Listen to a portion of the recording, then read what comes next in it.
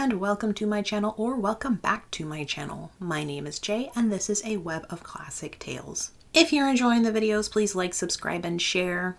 If you want notifications every single time a new video is uploaded, please click the little bell icon. Today we will continue reading Jane Austen's Pride and Prejudice. The discomposure of spirits which this extraordinary visit threw Elizabeth into could not be easily overcome, nor could she, for many hours, learn to think of it less than incessantly. Lady Catherine, it appeared, had actually taken the trouble of this journey from Rosings for the sole purpose of breaking off her supposed engagement with Mr. Darcy. It was a rational scheme, to be sure, but from what the report of their engagement could originate, Elizabeth was at a loss to imagine, till she recollected that his being the intimate friend of Bingley, and her being the sister of Jane, was enough, at a time when the expectation of one wedding made everybody eager for another, to supply the idea.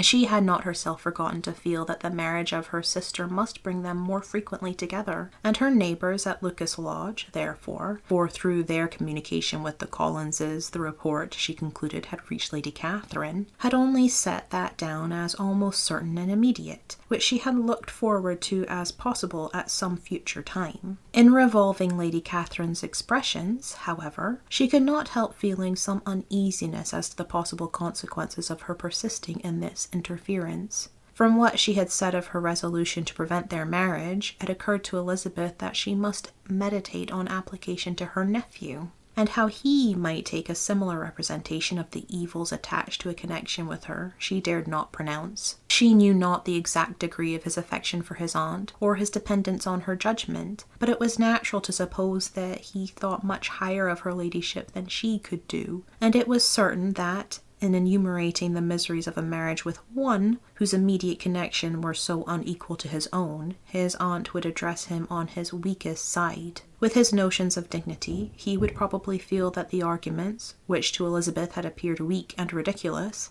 contained much good sense and solid reasoning. If he had been wavering before as to what he should do, which had often seemed likely, the advice and entreaty of so near a relation might settle every doubt, and determine him at once to be as happy as dignity unblemished could make him. In that case he would return no more. Lady Catherine might see him in her way through town, and his engagement to Bingley of coming again to Netherfield must give way. If, therefore, an excuse for not keeping his promise should come to his friend within a few days, she added, I shall know how to understand it. I shall then give over every expectation, every wish of his constancy. If he is satisfied with only regretting me, when he might have obtained my affections and hand, I shall soon cease to regret him at all. The surprise of the rest of the family, on hearing who their visitor had been, was very great, but they obligingly satisfied it with the same kind of supposition which had appeased Mrs. Bennet's curiosity, and Elizabeth was spared from much teasing on the subject. The next morning, as she was going downstairs, she was met by her father, who came out of his library with a letter in his hand. "Lizzie," said he,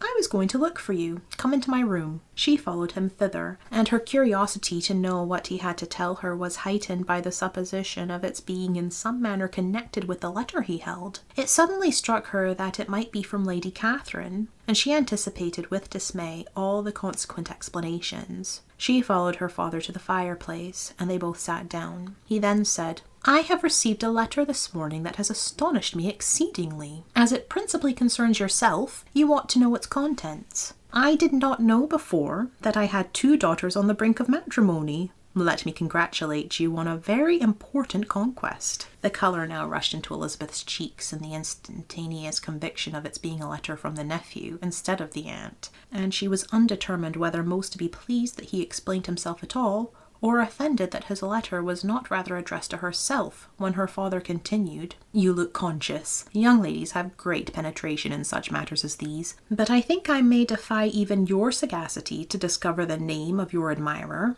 This letter is from Mr. Collins. From Mr. Collins? What can he have to say? Something very much to the purpose, of course. He begins with congratulations on the approaching nuptials of my eldest daughter, of which, it seems, he has been told by some of the good-natured gossiping Lucases. I shall not sport with your impatience by reading what he says on that point. What relates to yourself is as follows. Having thus offered you the sincerest congratulations of Mrs. Collins and myself on this happy event, let me now add a short hint on the subject of another, of which we have been advertised by the same authority. Your daughter Elizabeth, it is presumed, will not long bear the name of Bennet, after her elder sister has resigned it, and the chosen partner of her fate may be reasonably looked up to as one of the most illustrious personages in this land. Can you possibly guess, Lizzie, who is meant by this? This young gentleman is blessed, in a peculiar way, with everything the heart of mortal can most desire. Splendid property, noble kindred, and extensive patronage. Yet, in spite of all these temptations, let me warn my cousin Elizabeth and yourself of what evils may incur by a precipitate closure with this gentleman's proposals, which, of course, you will be inclined to take immediate advantage of.